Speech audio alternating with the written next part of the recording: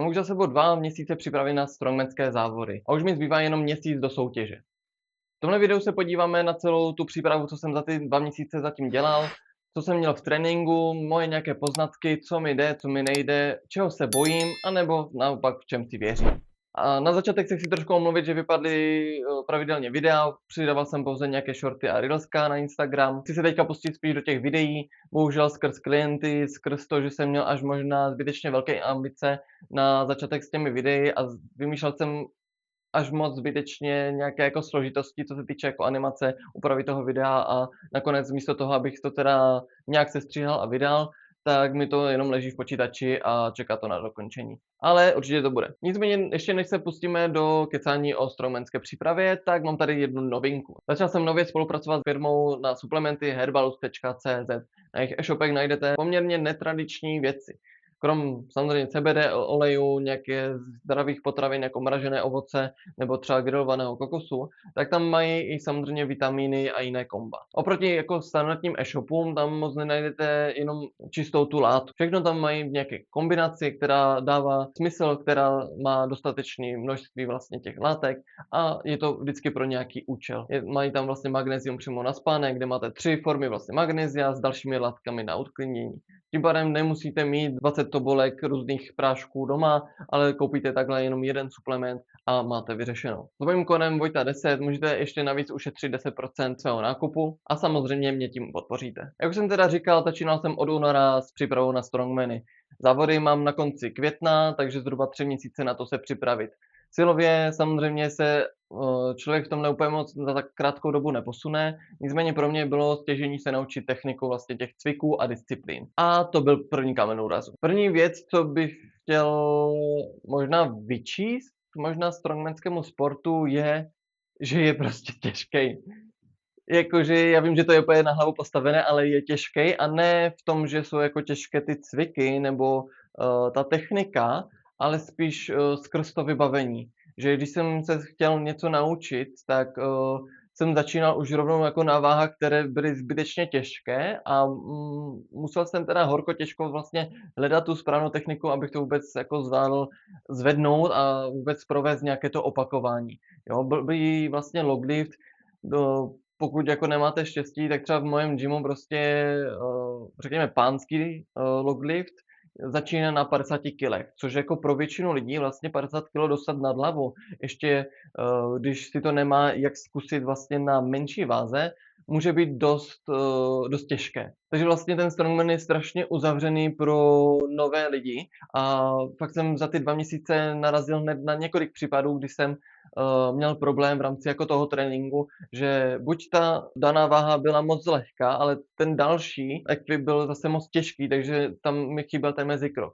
Jo, v tom je skvělý vlastně klasická posilovna, kde když člověk přijde, vezme si kilovou činku, vezme si 2kilovou a může prostě po kilech začít s tou technikou, dbát na tu techniku, naučit se čistě technicky veškeré ty věci, co potřebuje a postupně jde s tou váhou.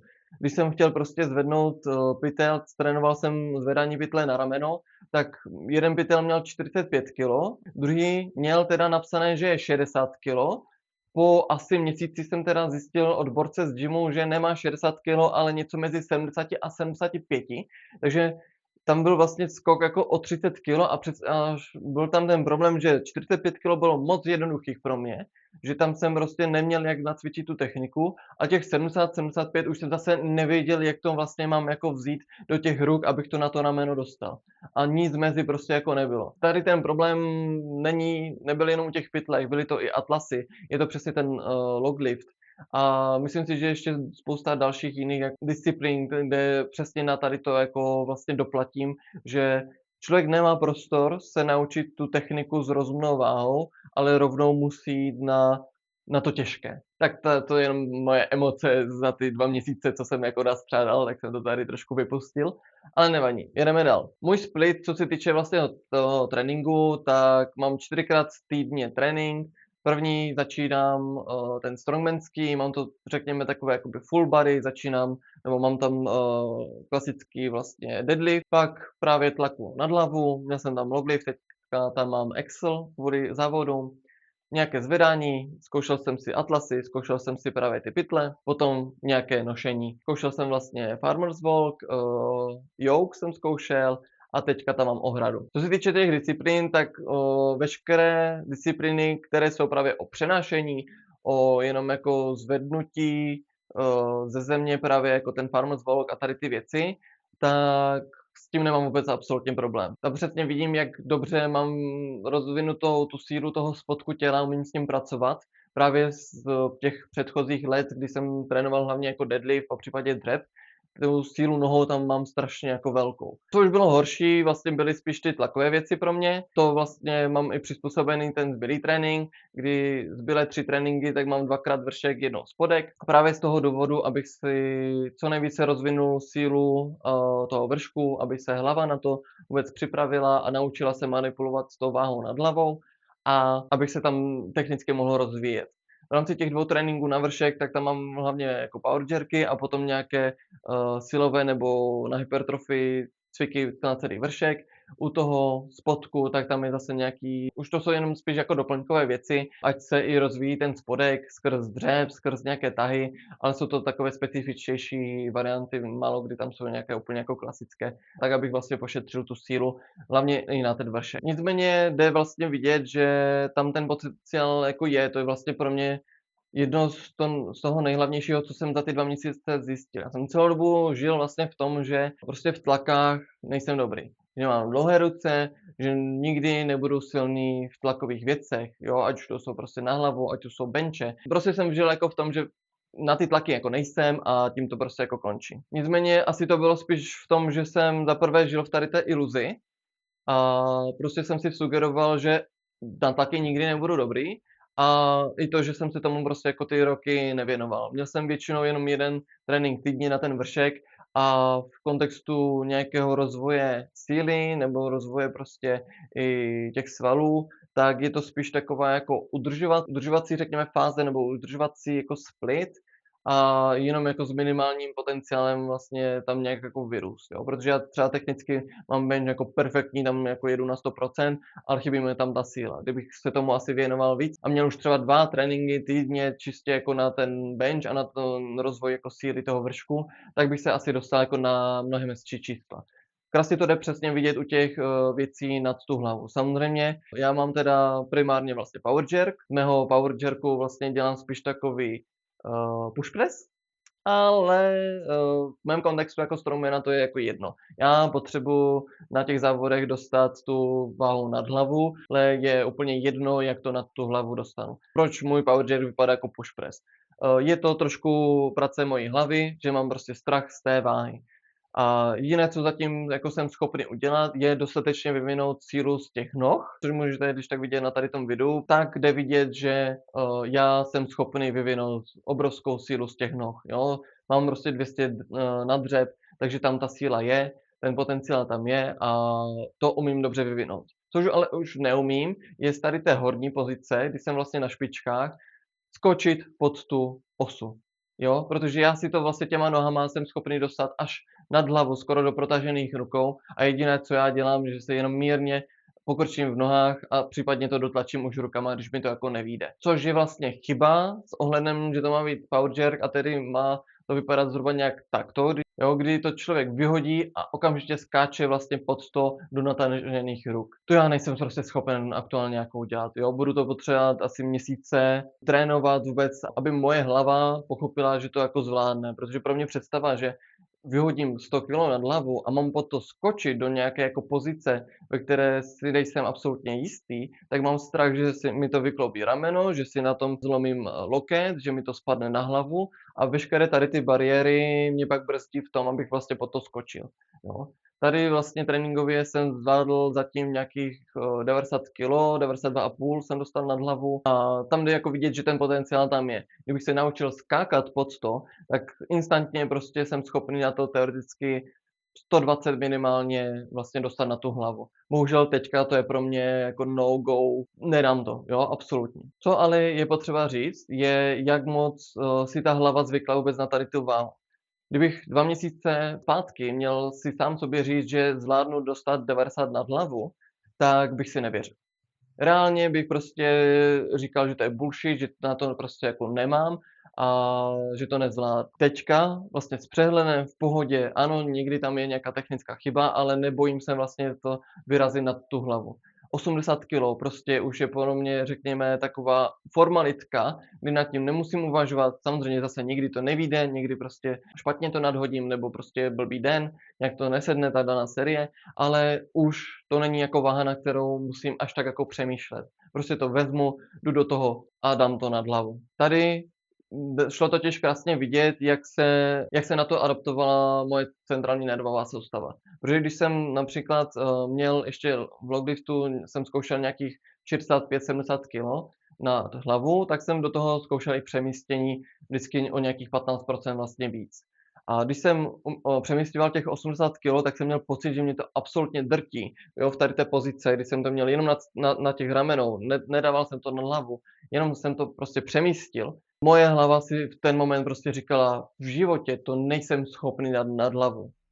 Po asi 2 nebo 3 týdny později v rámci toho programingu jsem dokončil ten 4. týden tím, že jsem šel 80 kg na trojku nad hlavu.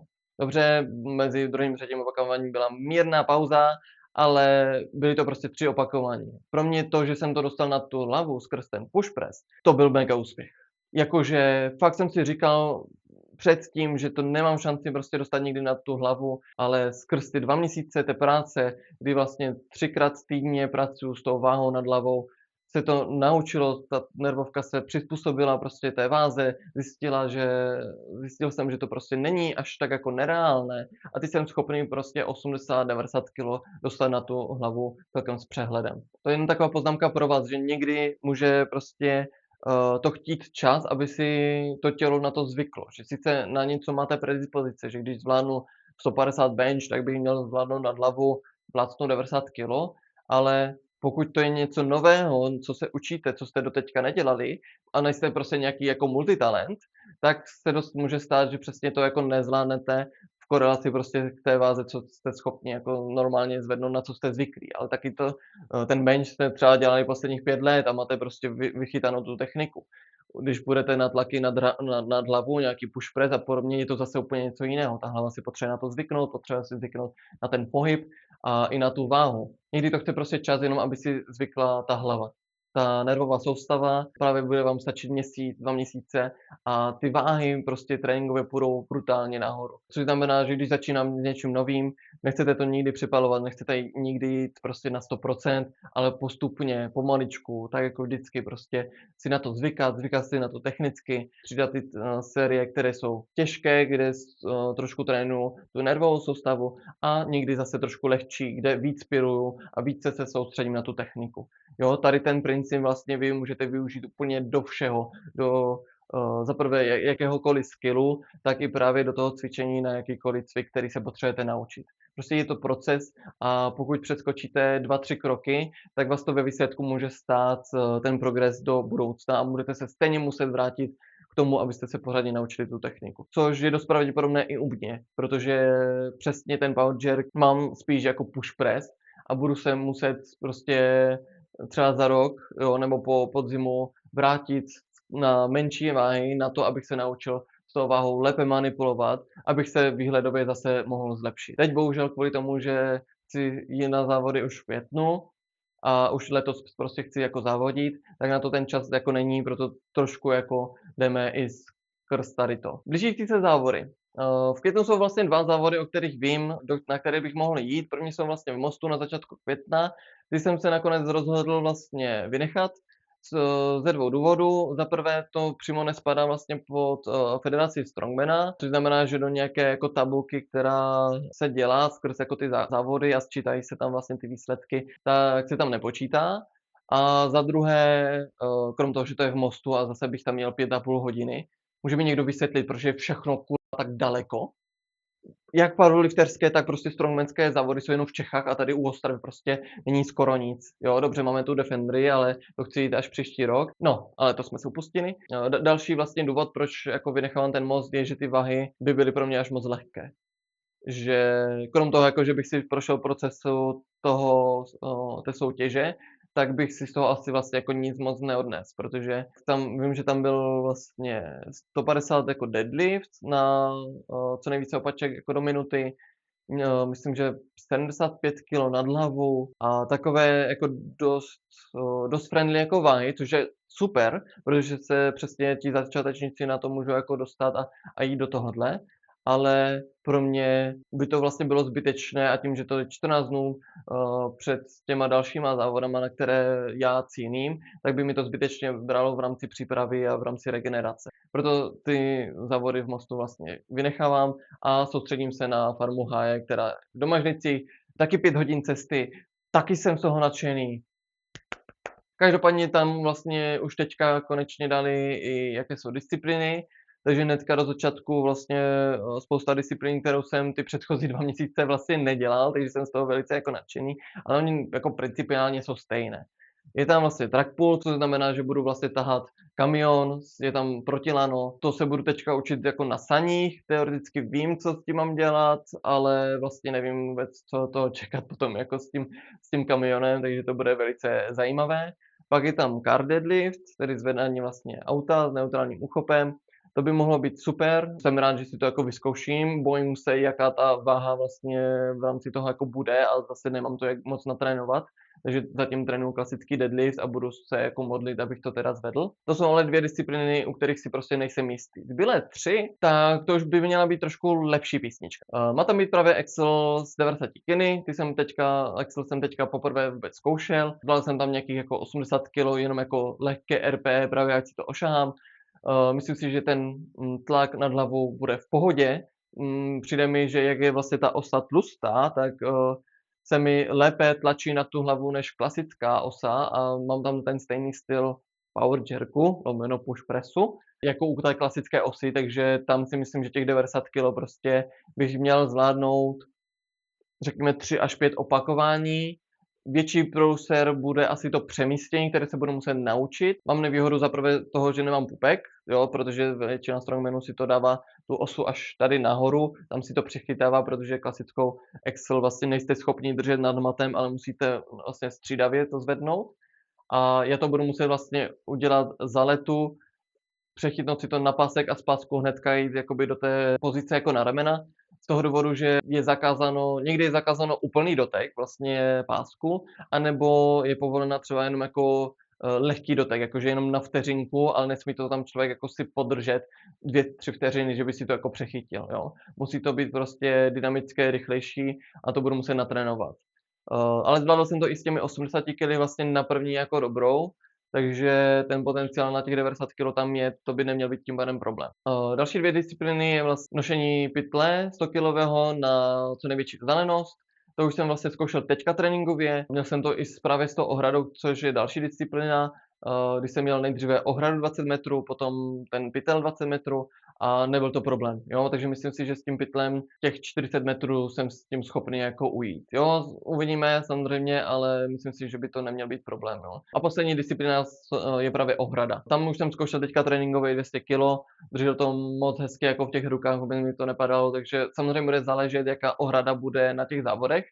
Tam se dost jako u tady toho vybavení může ten grip, jo, ta tloušťka vlastně těch madel jako lišit, takže třeba mi to jako nesedne, ani to jako nezvednu, ale myslím si, že třeba tréninkově vlastně už možná příští týden, nebo ten další už jako bych měl zkusit těch 220 na to vlastně jít. Takže ale ta rychlost byla podobná, jo, tam byl jenom rozdíl trošku v tom jako zvednutí, že déle trvá, než to člověk zvedne a než se rozejde, ale potom ta rychlost, jako když jsem už se do toho dostal, tak jsem byl velice jako sebevědomý v tom a neměl jsem s tím jako problém těch 20 metrů s těmi 200 kg jako ujít. Což jsem vlastně jako ve výsledku rád, že už teďka v uvozovkách si můžu říct, že jako na 3 disciplíny z 5 mám natrénováno. 3 týdny zpátky jsem měl vyloženě depky, že jako nestíhám tu přípravu. Prostě jsem si říkal, že nemám šanci, jo, skrz ten loglift a všechno bylo prostě těžké. Přemístění prostě mi nešlo z 90 kg, které potom jako by na závodech taky mělo být jako závodní váha.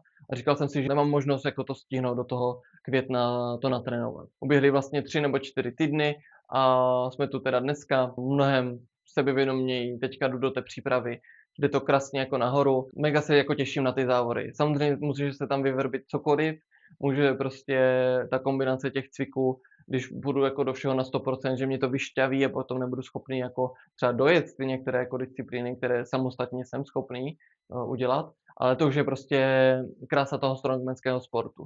Že člověk se musí připravit prostě na tu situaci, na to vybavení, se kterým jako ten organizátor tam jako přišel, musí do toho prostě dát to maximum. A já se mega těším prostě na to, co to bude. Mega se těším na to, že budu hnedka jako tahat kamion, že budu zvedat auto a přesně tady ty jako vyloženě strongmanské jako disciplíny. Trošku jsem se upustil, co se týče toho kecání tady, mám to se dívám asi půl hodiny, takže to zkusím sestříhat, ať to není zbytečně dlouhé. Nicméně ti děkuji, že jsi dokoukal až sem, pokud tě zajímá cesta na strongmanské závody, tak mě nezapomeň sledovat. Mám připravené samozřejmě nějaké edukační věci, co se týče tréninku i klasického silového na hypertrofii, na sílu, takže určitě sleduj. Můžeš mě sledovat i na Instagramu, dávám tam i do příběhu nějaké věci, jenom takové jako myšlenky kolikrát, nebo jenom takové pointy, takže určitě mě sleduj i na sociálních sítích a já se budu těšit u dalšího videa. Čus!